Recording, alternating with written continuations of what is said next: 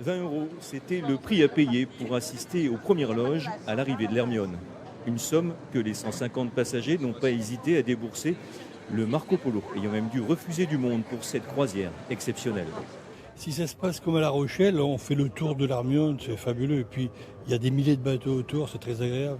C'est plus typique de voir arriver le bateau comme ça et surtout de voir le pont se lever. Voilà, c'est quelque chose qu'on n'a jamais fait, jamais vu. 11 h, l'Hermione est à l'heure et franchit comme prévu le pont d'Aquitaine, puis le pont Chaban-Delmas. La réplique de la célèbre frégate captant sur son passage tous les regards et les objectifs. C'est magique, ça valait le coup de faire le voyage.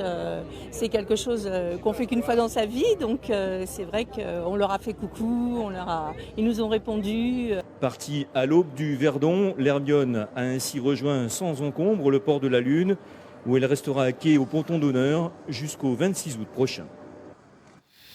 L'Hermione est de retour des États-Unis où le navire a navigué pendant 4 mois sur les traces du marquis de Lafayette. Elle fait escale donc durant 6 jours à Bordeaux. Une nouvelle fois, les visiteurs pourront monter à bord et découvrir la vie à bord, la vie de l'équipage. Christine Lehéran, vous êtes en direct des quais de la Garonne. L'engouement populaire pour ce navire reste toujours le même, Christine.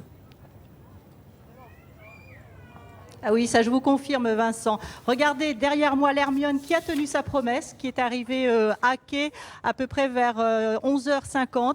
Il y avait déjà de nombreux visiteurs sur les quais ici à Bordeaux qui se sont installés dès le courant de la matinée. Des milliers de Bordelais, des milliers d'Aquitains qui ont fait le voyage jusqu'ici pour pouvoir rendre honneur à cette frégate qui revient d'un long périple qui n'avait rien d'évident au départ. Alors l'engouement manifeste, et vous l'entendez derrière, c'est aussi l'engouement de l'équipage.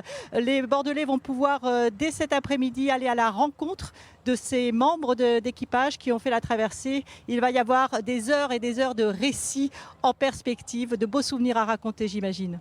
Et toutes les images de l'arrivée de l'Hermione sont aussi à voir sur le site internet de France 3 Aquitaine. Merci Christine. Je précise que ce soir, l'invité dans le 19-20 sera le doyen de l'équipage, véritable surintendant de l'Hermione. Il nous racontera ces derniers mois de traversée.